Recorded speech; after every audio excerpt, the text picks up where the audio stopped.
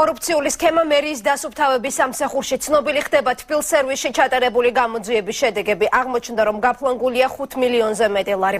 გამოძიების ინფორმაციით თანხა ხელფასის სახით ნაციონალური მოძრაობის იმ აქტივისტებს ერიცხებოდათ, რომლებიც 2 წლის განმავლობაში კომპანიაში ფიქტიურად იყვნენ გაფორმებულები. ფინანსთა სამინისტროს საგამოძიებო სამსახურში ჩატარებულ ბრიფინგს ქალაქის მერი ეხმაურება. Თაია მახარაშვილი ჩაგვართვება ახლა პირდაპირ ეთერში. თაია, რომელი პირები ფიგურირებენ გაშიფრულ სქემაში? გამოძიებისთვის ამ დროისთვის დადგენილია, რომ თბილსერვის ჯგუფის გენერალური დირექტორის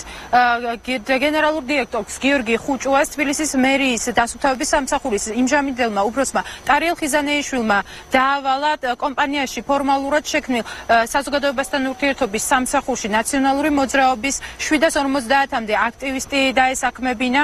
როგორც ირკვევა, 2010 წლის 6 აგვისტოს საშტატო განრიგი და სახელფასო ფონდი თბილისის მერმა გიგი უგულავამ დაამტკიცა. აღნიშნული პირები 2 წლის განმავლობაში იღებდნენ ხელფასს, თუმცა გამოძიება ამტკიცებს, რომ მათ ერთი დღითაც არ უმუშავიათ სამსახურში. სულ სახელფასო ფონდმა შეადგინა 5 მილიონ 200.000 ლარზე მეტი.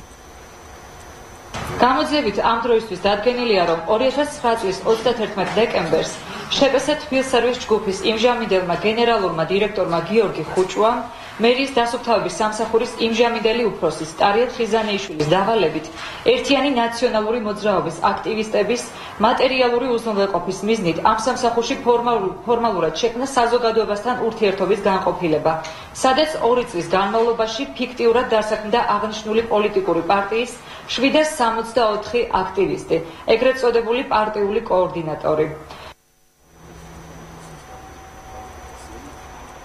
უახლოეს დღეებში გადაწყვეტენ ბრალეულ პირთა სისხლის სამართლის საკითხს, რაც შეეხება დაიბარებენ თუ არა თბილისის მერს გიგი უგულავას და ვიცე-მერს ტარიელ ხიზანეიშვილს დაკითხვაზე ამ დროისათვის უცნობია. ფინანსთა სამინისტროს საგამოძიებო სამსახურის მიერ გავრცელებულ განცხადებაზე საპასუხოდ უახლოეს წუთებში თბილისის მერიაში საგანგებო ბრიფინგი გეგმება. ჩვენ ამ თემას შესაბამისად ბრიფინგის დაწყებისთანავე რამდენიმე წუთში ისევ დავუბრუნდებით.